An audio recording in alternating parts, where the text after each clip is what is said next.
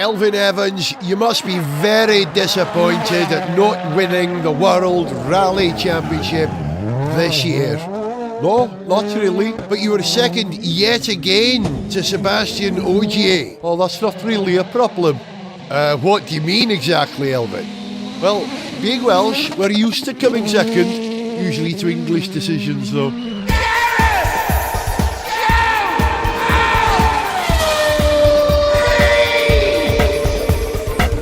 Hello, welcome to Gareth Jones on Speed. I am Gareth, he is Zog. Hello. And joining us for the second half of the show to talk about a car which I know Zog is going to be particularly excited about will be Alex Goy. But Zog, were you excited during the Qatar Grand Prix yesterday? Well, we're recording this on Monday, so yeah, yesterday. I was. It was kind of a microcosm of the whole of the season, condensed into an hour and a half, I guess, in that you had Lewis Hamilton and Max Verstappen fighting for the lead, no one else even anywhere in sight. Yeah.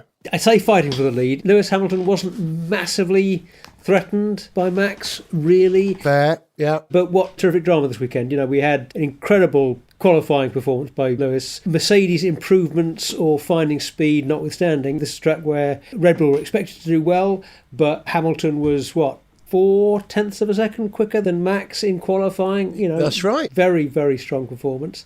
And then in the race, really, Hamilton had the race. He led from start to finish. Max made a very good start, though, and could have had him at the start of the race, maybe, if those first few corners had gone a little bit differently.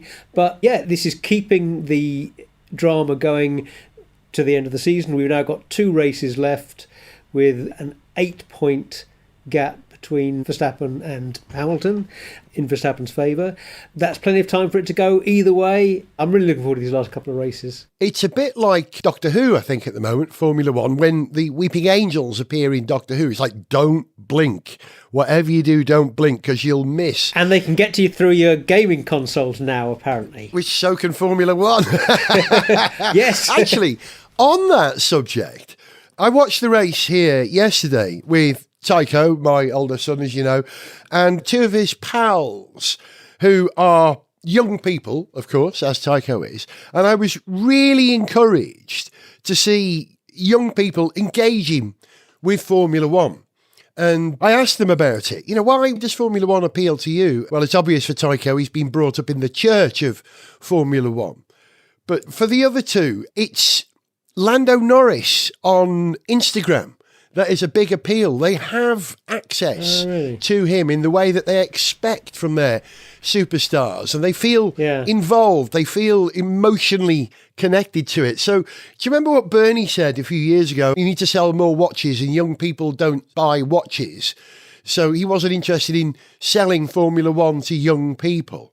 Well, he was wrong. It's really important because, our generation, we're going to be dead in 20 years, aren't we? There'll be no people watching Formula One. That was an interesting comment. I remember that comment that you mentioned there. Eccleston was a very shrewd operator. Yep, understatement. And that statement about, wanting to sell watches, young people don't buy watches, to put it bluntly, it's just too dumb a comment, I think, for Bernie Eccleston to have said it and meant it 100% with a straight face. You know what I mean?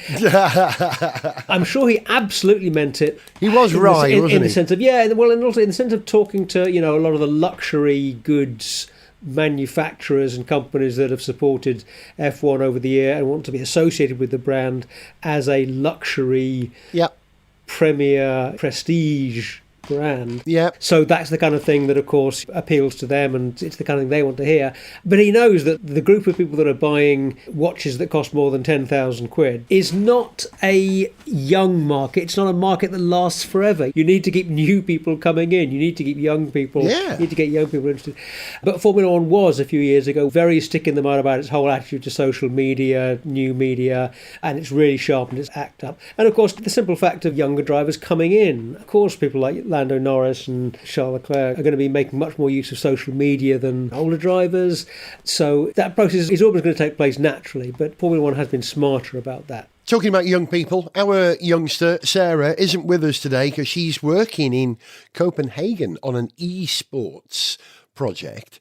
And I think esports definitely helps younger people engage with Formula One. If you can drive the Qatar circuit in your living room in the week building up to the race, it helps you with engaging with the race itself. You feel involved. Oh, yeah, that's what absolutely. Tycho was doing. Tycho spent the week driving around circuits and playing being a Formula One driver, which is ultimately, I think, what we all do when we watch Formula One. We imagine, as drivers of real cars ourselves, how hard it must be to do what they do and admire them. You know, we have a reference plane, and so does Tycho. Video gaming can be really tough if you turn off all the driver aids. So he gets just how good they are as well. And I think we watched a masterclass, didn't we, at Qatar? This is a circuit that nobody had raced at before in a Formula One car. And pretty much nobody put a foot wrong, with the possible exception of during qualifying, where we learnt that the curbs, even though they were low because they were for MotoGP, not for cars, they could still have an impact on your front wing. And poor old Gasly damaged his front wing, caused that puncture, which ultimately, if you think about it, gave Lewis the advantage in the race, because Max and Bottas's laps were spoiled, their final laps in qualifying. And then, of course, they got penalties for not slowing down enough during the waved yellows. And these sort of random factors are really important, because I think we talk about this a lot. Formula One, we like to think, is predictable. We have expressions like, oh, this track will suit Red Bull, or this track will suit Mercedes. And time again, when we get there, that proves to be incorrect. The Mercedes was clearly quicker than the Red Bull over the weekend. And I've said it before on the programme, despite all the number crunching and the analysis of the loads and the speed and the tyre wear and the engine performance, their predictions are often wrong, aren't they? What is it you say about predicting, Zog? Well, it's very hard to make predictions, especially about the future. Yeah. But I believe actually that was supposedly said by Niels Bohr, the Danish physicist, although it may be a version of a traditional Danish saying or something. I wonder. But yeah, there you go. We don't like to think that the sport is too predictable. No. You know, too much predictability, no, not so much. The only certainty is that Mazepin will have a terrible race. Yeah, well, absolutely. Yeah, oh, poor guy. Yeah. I'm feeling quite sorry for him now. Yeah, me too. Yeah, it's got to be tough. I hope he gets another chance next year to not suck so badly for an entire season. It would be quite nice, but then again, let's see. Well, I think it's unlikely. I think he'll probably suck next season as well, but yeah, good luck to him. But yeah, speaking about predictability, who would have predicted that veteran Alonso would pull a podium out of the hat this weekend? Crikey. I didn't make very many notes from the race, but one of the notes was Fernando, exclamation mark, exclamation mark, question mark, exclamation mark, exclamation mark, question mark. That is a lot of exclamation and question marks. And so I know you use them sparingly. I do. And correctly in this context, I think. I think so. Crikey. It was fab to see him up there. He was so happy. During one of the post-race interviews on Sky, I think Fernando swore when he was asked, I think by Jensen post-race, you know, how do you feel about this? And I think he said, oh, I've been waiting for so long for this. And then when I watched it again on the Channel 4 coverage, I didn't see him say that. So, of course, they managed to edit it out. But, yeah, that must be a huge relief for him. It's the biggest gap, isn't it, between podiums for a driver for a very long time, if not ever. Something like that. I believe so, yeah. And it's just magnificent to see. We said before that he's been having a really good season. He seems to have been rejuvenated, and he's been racing with a great attitude and getting some good results in there. And he's now really got a result, an actual trophy to take away, maybe a copy of to put on his shelf at home. But yeah, it's terrific that he's got a really concrete, solid result in what is bound to be one of his last seasons in F1. Well done, Fernando. Incredible. Yeah. I bet he's looking forward to the level playing field that will be next year. It's not going to be that level, but it'll be closer than it is now. But I wonder why both the Alpines did so very well at Qatar. There must be something about they hit on the right setup for their car, for that circuit, or their car, for some reason, naturally sits well with that circuit. We used to get that in the past. I always remember that Jordan cars always did well at Spa. There was something about their data. When they got to Spa, it performed better than anywhere else. Oh, here's something. This Grand Prix was actually called the Ooredoo Qatar Grand Prix. Ooredoo were the title sponsors of the race.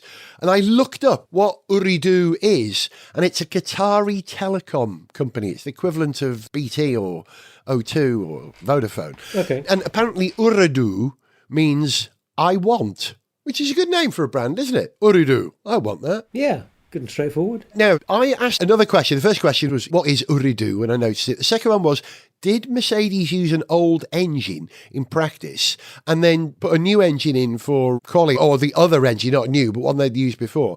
And I think I've had that answered now, because they are saying they're going to put the Brazil spicy rocket engine in Lewis's car for the next race, which suggests that they ran the older engine, not just at practice, but all the way through the weekend. And he was still on top performance. So it's on, isn't it? It's absolutely on. If Mercedes can still hold off this immense challenge from Max in the Red Bull, it is going to go to the line. It's not going to be settled in the next race, is it? Which is a new circuit in Saudi Arabia, isn't it? A new circuit there? Yeah, and I think it feels like Mercedes and Hamilton have the momentum at the moment and have a slight advantage, although it's at a period of the season and at a couple of circuits where you'd be expecting Red Bull to probably have a bit of an edge. So it just seems to be really finely balanced going into those last two races. And of course, when you've only got a couple of races for things to get sorted out, just one or two little incidents can make a huge difference and could make all the difference. A grid penalty for any reason, a qualifying lap getting spoilt right at the end of Q3 when a yellow flag's come out. One little mistake here, an issue with the tyres there. At Qatar we had this, didn't turn out to be a massive issue, but there was clearly something going on with the limits of tyre performance and the particular nature of the circuit and the way the teams were running there, because we had three front left tyre failures. Correct. That's not coincidence. That's a certain limit of physical performance and physical strength being reached and exceeded. And actually, Fernando Alonso was probably quite lucky that the safety car came out. Virtual safety car. Yeah, that we had the virtual safety car period at the end of the race, because otherwise his tyres, which had been on for as long as anybody's, could well have suffered that same failure. But he was able to have a couple of laps coasting around, not putting the maximum strain on them, and he was able to finish. But that could have been a very different situation. The teams were warned, actually. It was described as a front-limited circuit. That was where the wear was going to be. Pirelli said that beforehand. So they knew that they were pushing to the edge, which is what they all do, don't they? They take it right to the edge. Yeah. Regarding tyres, during the race, Max stopped first. And then when Lewis stopped, he was called in. And Kofi, who was here in the room, one of Tycho's friends, said, right, any minute now, Lewis is going to be on the radio saying, man, you called me in way too early. That was way too early to stop. Yeah. And about a lap later, that's exactly what he said. So it's clear that the young generation are engaging and understanding Formula One on a very nuanced level. You know, they know how Lewis thinks. Perhaps because of the attention that they get from social media, or they give on social media.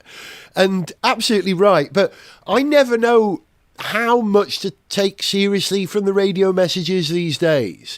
When Lewis says, front tyres are really at the end now, is that a coded message to his team to confuse Red Bull? And what he actually means is, that's fine. But communication is really important. They have to have very clear communication. So if they've got a code, it's got to be nailed down hard, hasn't it? Yes, it's absolutely true that teams sometimes use codes in their messages, either to surreptitiously say over the air while other people are listening in, okay, let's switch to this tactic, or to say, let's switch to this alternate tactic, or to say something else that they expect they might want to say but don't want to have everyone else listening. But you want to keep those things fairly simple. A driver's got quite a lot of things to be concentrating on during the race. Understatement. Most of the radio communication is just what it appears to be, and it's pretty straightforward. The amount of shady stuff they're doing, the amount of surreptitious stuff is pretty small. But sometimes with Hamilton's radio, he does sort of complain quite a lot one way or another. And it seems like a lot of the time it's kind of sort of venting and thinking out loud as much as it is actually saying to the team, oh, you've got this wrong or we got this wrong.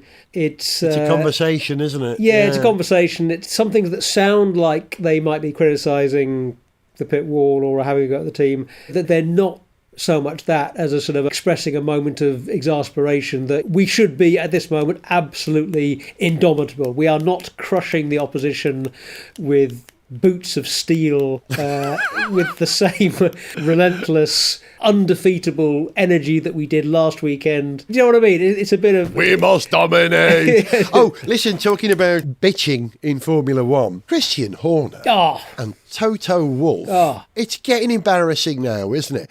What was it? Christian Horner accused Toto of being a pantomime performer. And during a press conference, very, very intense press conference between both of those two at Qatar, Christian Horner pointedly leaned over to Toto and said, well, explain these stress marks on your rear wing then. I mean, if you believe that there is something to protest about, protest. Yeah. Otherwise, shut up. I used to like Christian Horner. I think he's achieved great things. But I'm getting a bit fed up of his slight whinginess now. Yeah. And I admire Toto's directness. I really do. 100% with you there. Toto is a class act. Yeah. He really is a class act. And yeah, Horner is... he's a bit of a whiny little... He's just whining, complaining too much. Sure, it may come largely from a place of being very competitive and being stuck in a very difficult title fight. Of course, he doesn't want to give away anything that he doesn't have to. But I think Toto shows how you fight with class. And I think, Horner's not really a great credit to him or his team at the moment. Yeah. But like I say, you have to give him credit for being a very effective team boss. He's done great things with Red Bull. If you're a driver, he's certainly somebody you'd want to have as a team boss for all kinds of reasons, I think. He's driven. That much is certain. Yeah. I was on a team with him once at Johnny Herbert Karting Challenge, and we came second.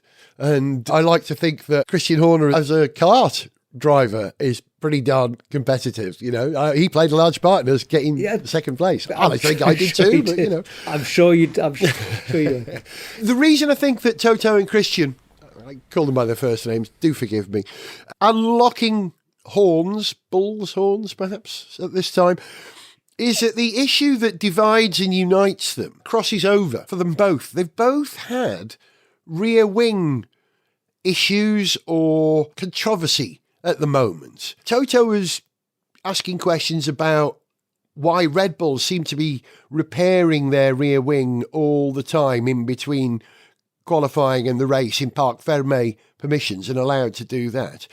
And Christian Horner is asking questions about why there are stress marks on the Mercedes rear wing, which Toto absolutely says is completely legal. They're doing everything within the limits of the rules. And I think that's why they've literally come head to head. It's like these two tangential points are crossing over. They're arguing about the same thing from different points of view.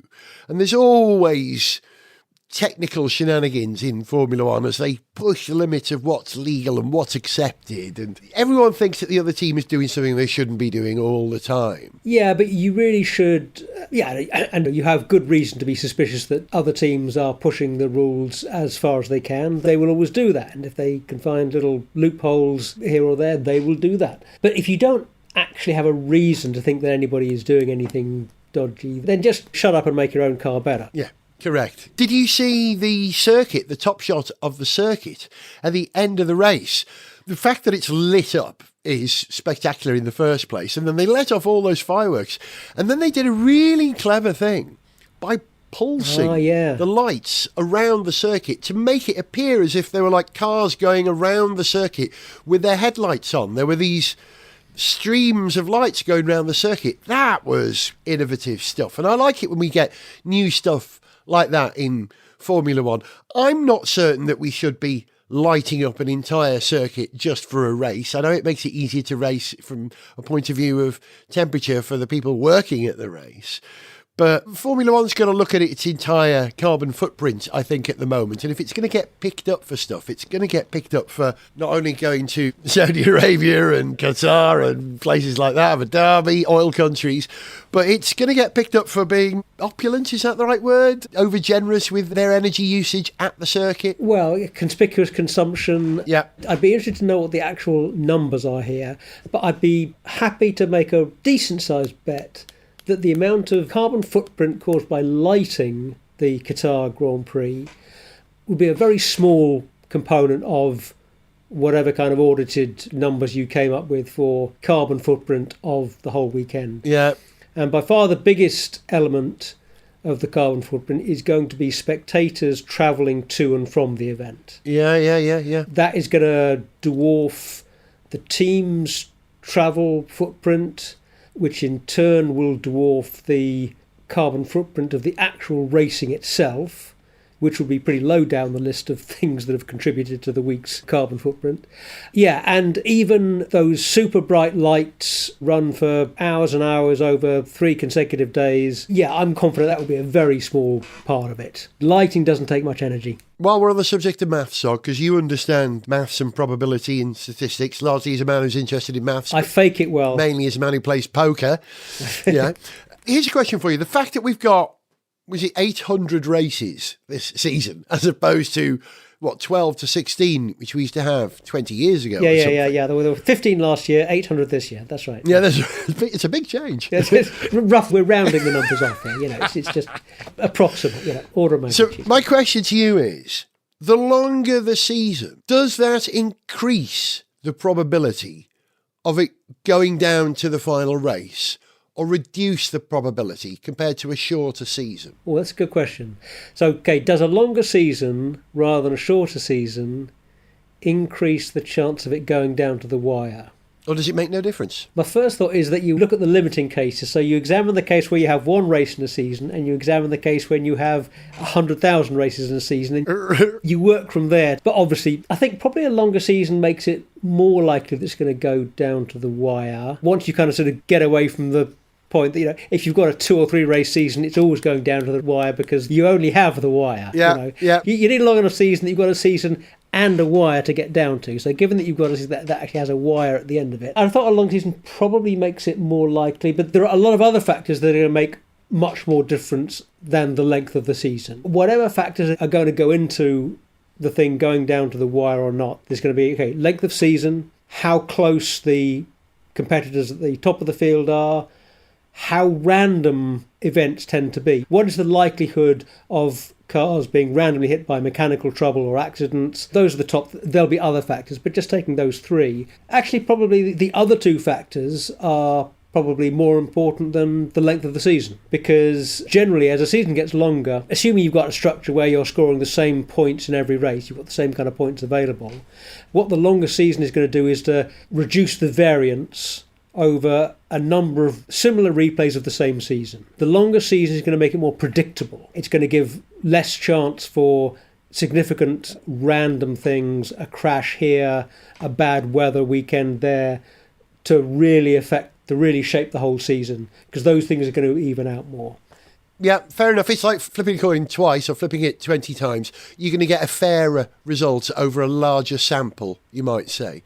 So if that is the case, I was really concerned about the length of this season, that I was going to get bored. Oh, no, too many races. I like Formula One to be exclusive. Yeah, I know what you mean. Yeah. But the fact that we've had so many, and here we are, just 2 races away from the end, and we still don't know who's going to be the champion. Respect Liberty or FIA, whoever booked these races.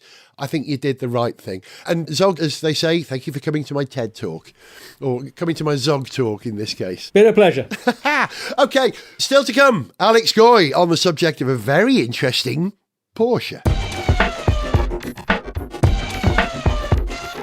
Mr. Transport Minister, the House of Commons Transport Select Committee has made the recommendation in a new report that the rollout of so-called smart motorways should stop for a while whilst the safety implications of these roads is re-evaluated.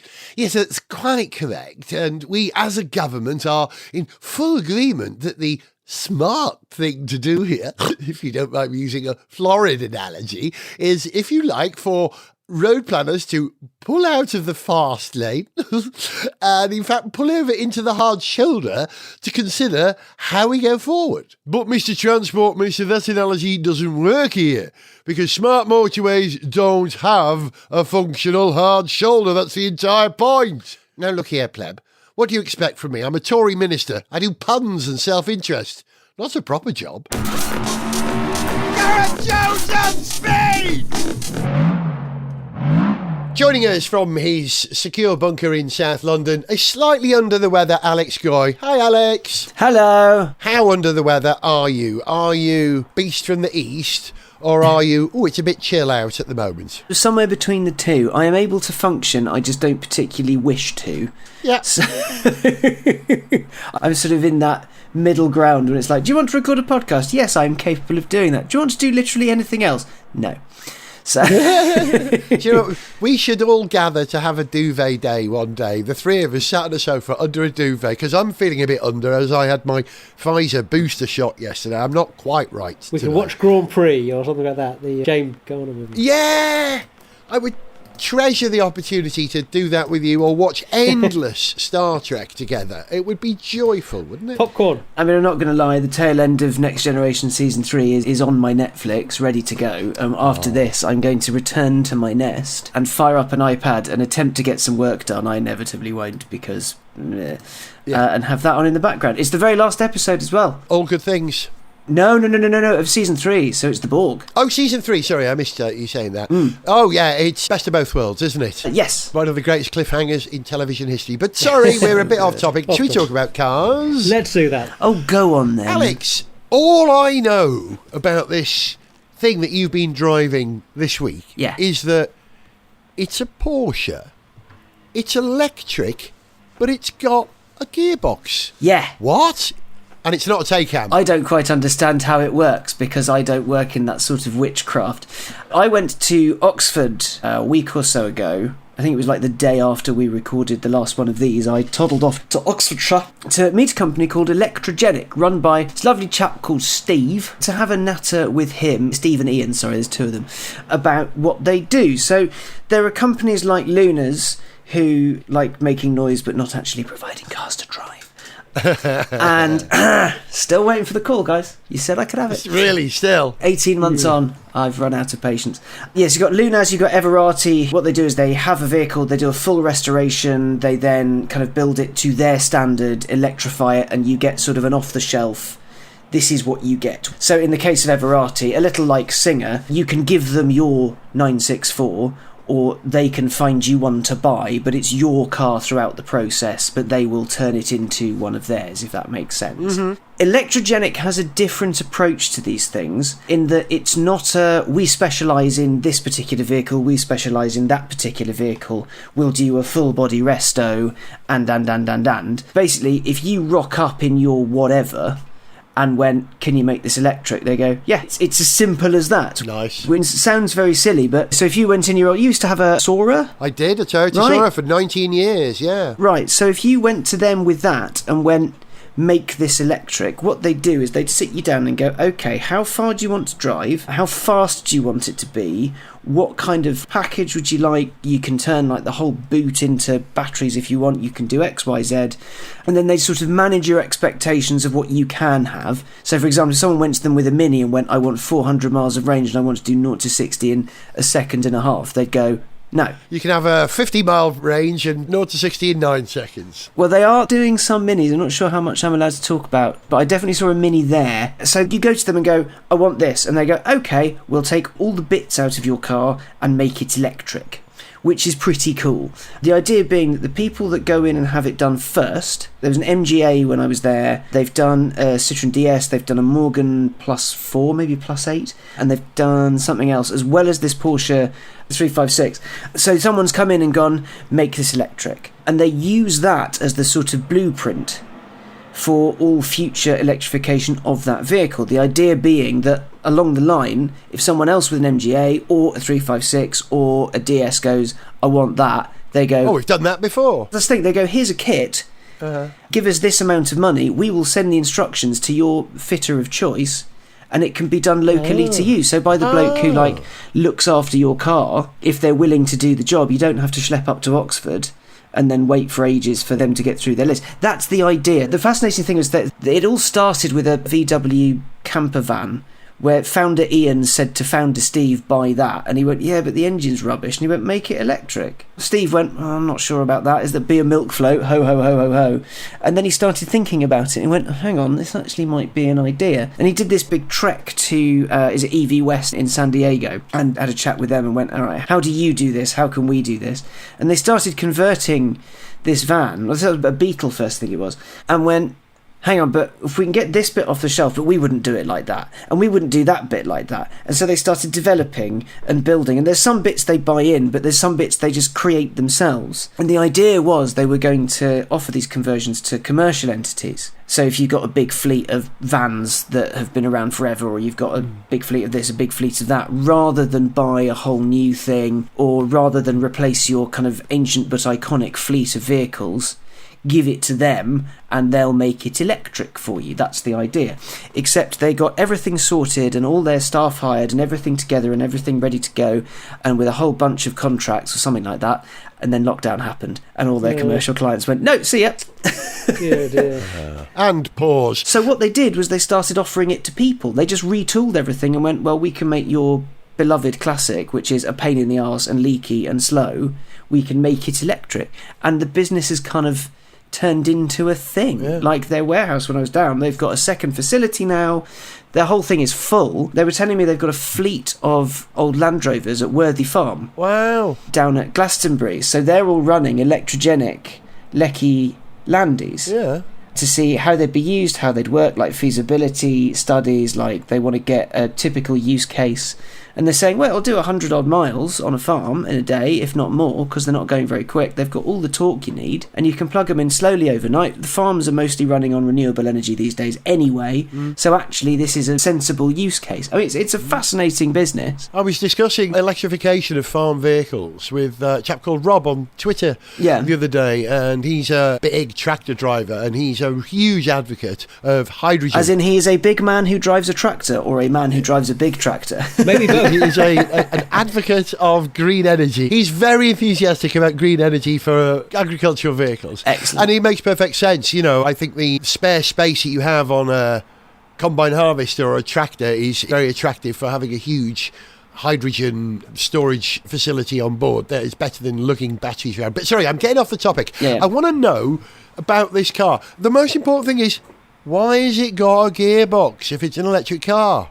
Because the guys from Electrogenic actually give a crap about driving.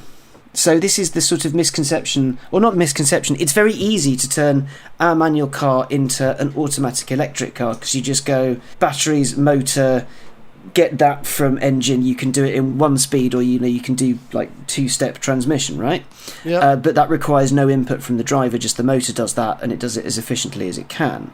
You can keep the gearbox. What, 4-speed gearbox? It's 4-speed in the Porsche, so it basically meters out the electricity and the torque at different ferocities. The only compromise with it is, so if you have it fully auto, you can fast charge it up to a certain point. I forget how fast you can do it, but with the manual you can't fast charge it, slow charge only. But for a 356 that's been converted to electric, it's probably an A to A vehicle rather than an A to B to C to D. Yeah. It's a couple of hours waiting to charge it.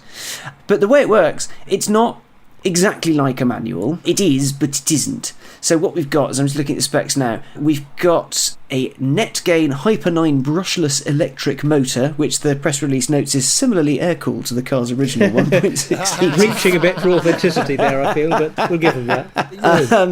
It's 80 kilowatts, 120 horsepower, 235 newton meters, which is a lot of power for that thing. They reckon it's got a 36 kilowatt hour battery, 140 miles of range, which isn't bad considering it's A to A. Yep. 15 kilowatt charger, so it'll do 2.5 hours for a charge. You can, depending on if a different owner wants a different configuration, they can make that happen. As far as the batteries in this vehicle, they're they're all over the place, but they're sort of on boot floor, they're in the bulkhead between not the boot, but where the engine would be. There's batteries wherever they can fit them.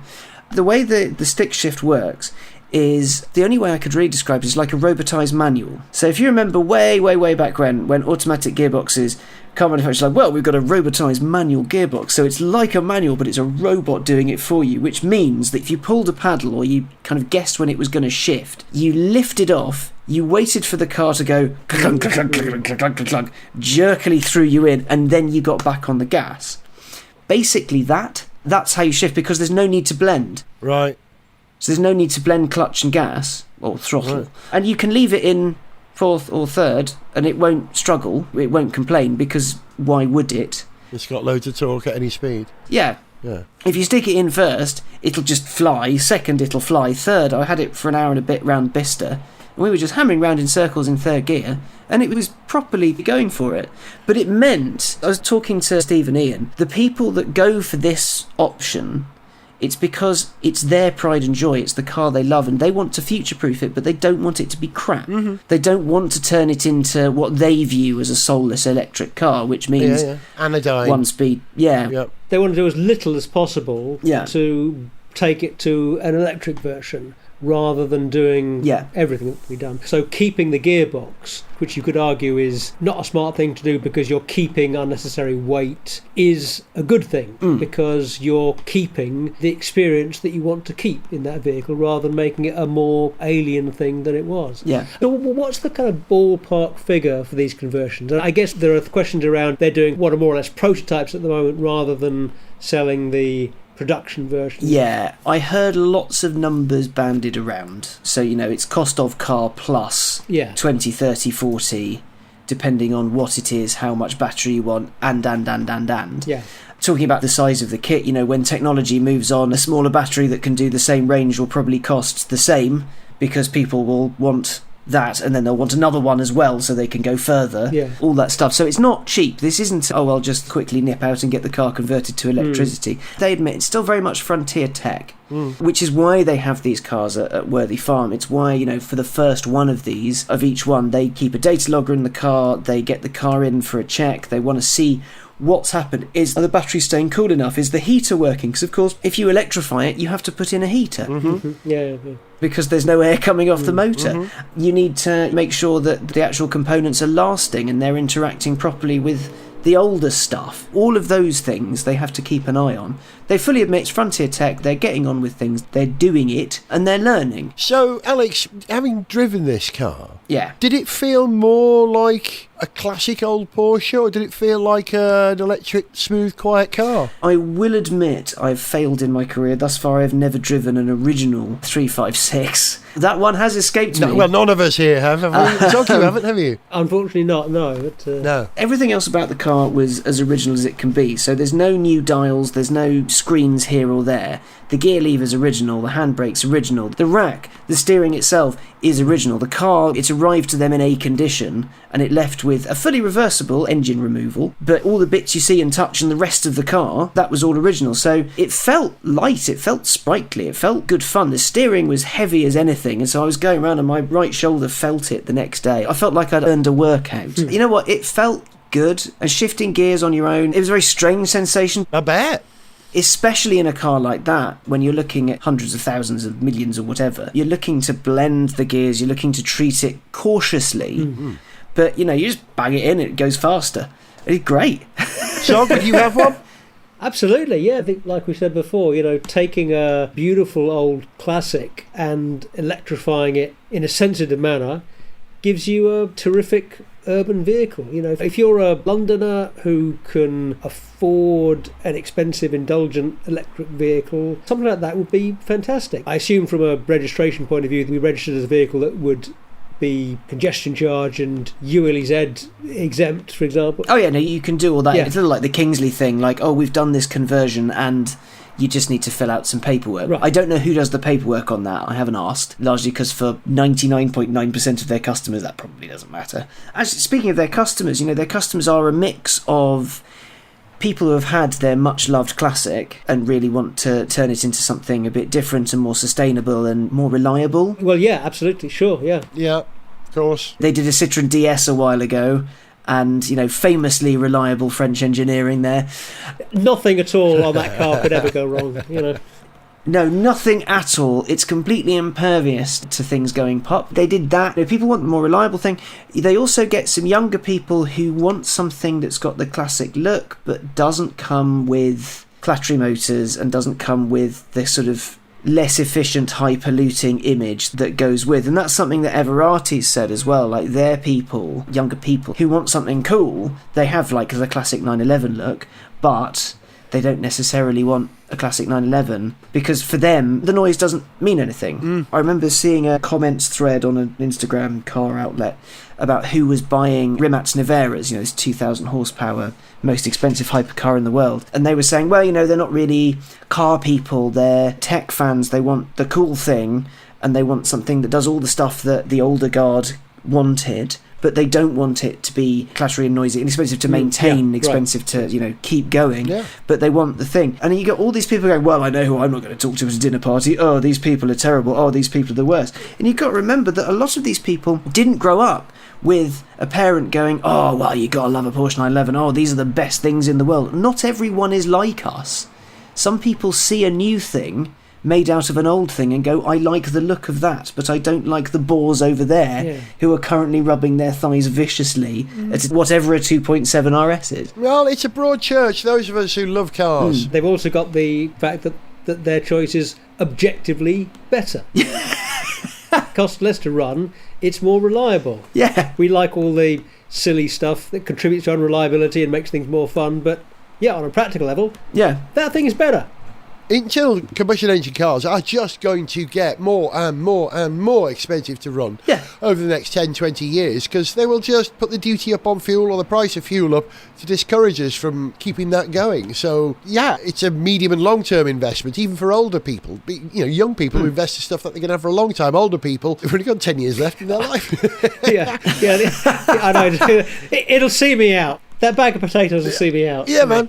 And there's a whole bunch of companies doing this now. There's the electric car company I think they're in Machynlleth, aren't they, in Wales, who feature on vintage voltage. And there's a firm in Swindon as well, isn't it? Swins, they're the people that do powertrains for BTCC cars, but they also do a Mini. They do, yeah. And their own boxed powertrain. Yeah. And Ford themselves are doing a crate, drop it in electric drive system now, which they showed in an old F100 or F150, didn't they? Like a 1960s one or 70s. Oh, wow.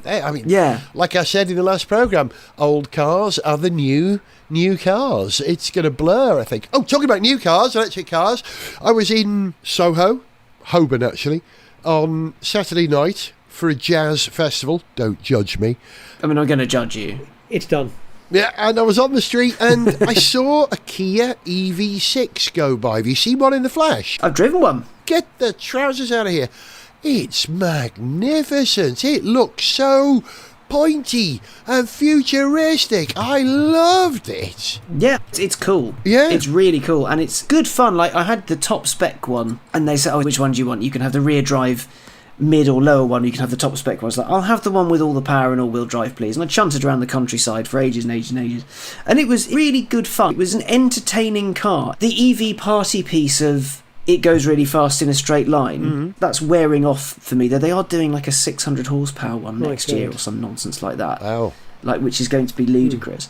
But it's comfy, it does all the things. There were a couple of things that were weirdly incongruous. So it's got an old school USB slot and a USB-C slot, because everything is USB-C powered.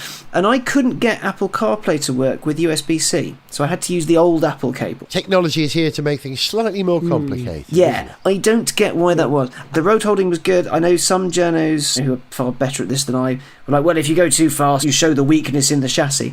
But if you don't power into every corner, you'll be fine. The only thing that tripped me up was the lower powered ones, the rear drive only ones. It was a bit wet the next morning, and I'm not a helmsman, but it can get a little bit crossed up, even if you're not driving like a wazzer. Yeah, lot of torque at low speed. If you just give it a little bit of poke out of a roundabout, it'll go, way, and you think, oh, hello, good morning, which might upset a few people.